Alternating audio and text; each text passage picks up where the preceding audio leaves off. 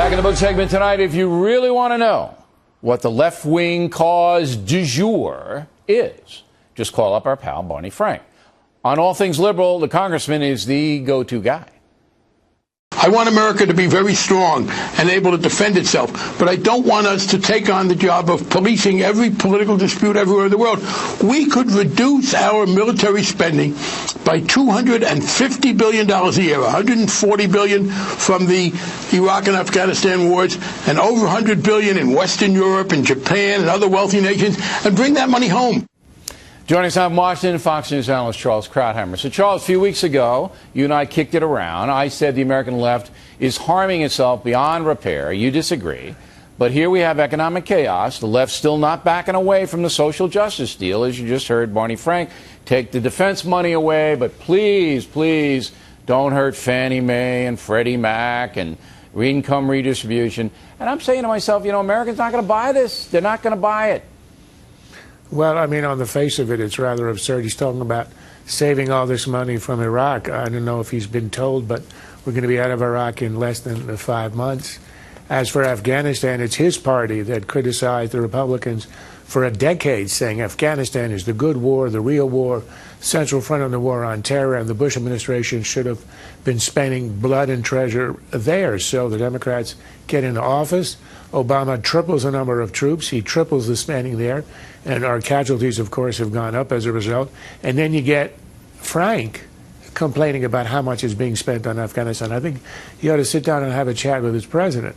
Look, the liberals, the Democrats have been saying this for a century. Whenever you need money, you take it away from the one essential function of government, which is national defense.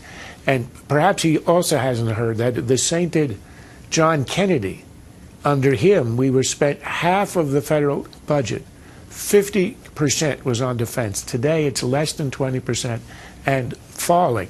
He wants to cut it in half. And that means essentially, as he mentioned, Japan, that means essentially turning over the Pacific Rim to China. Yeah. I'm not sure that's a but that's really you're good making idea. you're actually agreeing with me, so be very, very careful here. But because occasionally, you know your reputation Bill, will be ruined if you agree with me on But that. look, Bill, I have to acknowledge that occasionally you stumble into the truth. That you and Bernie Goldberg, you know, you the same mantra occasionally. I'm right. I know I'm right. And let me give you a fact that's very interesting. On Monday night, after the stock market blew up. All right, it's Tuesday today. I'm delirious. Our ratings were enormous, because people came to watch The Factor because they knew we would tell them the truth about why the stock market went down 600 points, who was at fault, and what was happening. The liberal networks, particularly MSNBC, but also CNN, got murdered. Nobody watched them. Way down from what they used to do. And I'm telling you, Americans, even liberal Americans, are saying, you know what? These people are misleading me. These left-wingers are not doing what's right for me and the country. That prevailing wisdom is starting to seep in big time, Charles. Well, I think you're right. I mean, liberalism today, after what it's done in charge for the last 2.5 years, 2 years of which it controlled the House, the Senate, and the White House. After these 2.5 years, it doesn't have a real good story to tell. No, everything it's is a disaster. And it's actually been 4.5 years because they controlled two under Bush. Well, the presidency also helps, and that's definitive. If you control all the branches of government and you screw up royally, as has happened, you don't have a good story to tell. And it would be even worse if the liberal media would level with the folks, because they cover for themselves, they cover for each other. I mean, I know that. What do you think they're thinking? And this is you're good at this, though. This is conjecture and speculation. But flattery will get you everywhere. What do you think the editors of the New York Times, NBC News, they threw all of their resources behind President Obama? Everything. He was the godsend. And now look what we have. What are they saying to themselves, Charles? Well, it's complicated. I think some of them are saying to themselves, we just picked the wrong candidate. Maybe it should have been Hillary.